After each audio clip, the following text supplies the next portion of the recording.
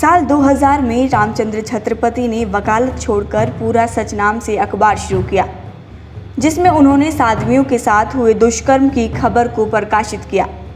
पर इसके कुछ महीने बाद ही पत्रकार रामचंद्र छत्रपति की गोली मारकर हत्या कर दी गई।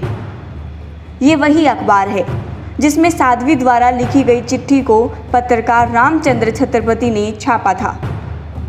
ऊपर हेडलाइन में लिखा है, कार चालक की हट ने खोल दिया धार्मिक डेरे का कच्चा चिट्ठा, और नीचे एक कॉलम में लिखा है, धर्म के नाम पर किए जा रहे साध्वियों के जीवन बर्बाद, जिसके अंदर लिखा है, एक सुविख्यात धार्मिक डेरे की साध्वी द्वारा प्रधानमंत्री को लिखे जिस पत्र की फोटो प्रतियां आज रोडी बाजार में वितरित की गई हैं, वह यही पत्र प्रतीत होता है, जिसके कुछ अंश पहले ही समाचार पत्रों में छप चुके हैं, जिसको लेकर डेरे की ओर लोगों की उंगलियां उठनी शुरू हो गई।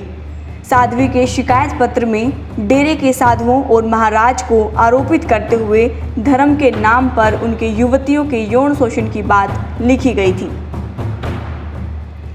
दरअसल उस दिन रोडी बाजार में एक पुलिसकर्मी यातायात को व्यवस्थित करने के लिए 2 पहिया गाड़ियों को हटवा रहा था, जिसमें एक पूर्व पार्षद की दुकान के पास खड़ी एक कार को जब पुलिस ने बाजार से हटाए जाने के लिए उसके चालक से कहा, तो चालक ने अपनी कार को यह कहकर हटाने से मना कर दिया कि कार अमुक डेरे की है।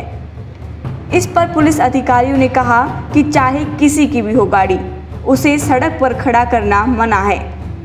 पुलिस अधिकारी के बार बार कहने के बावजूद चालक डेरे का रूप दिखाता रहा, जिस पर अधिकारी ने एक पर्चा लहराते हुए कहा कि डेरे वालों का धंधा गलत काम करना ही है क्या। अधिकारी ने यहाँ तक कह दिया कि जल्दी ही तुम्हारी करतूतें जनता के सामने आएंगी। पता चला कि घटना के बाद इन्हीं लोगों ने शिकायत पत्र की फोटोस्टेट प्रतियां बाजार में बांटी। शिकायत पत्रों में किसी महिला ने प्रधानमंत्री को एक डेरे में हो रहे यौन शोषण के बारे में लिखा था।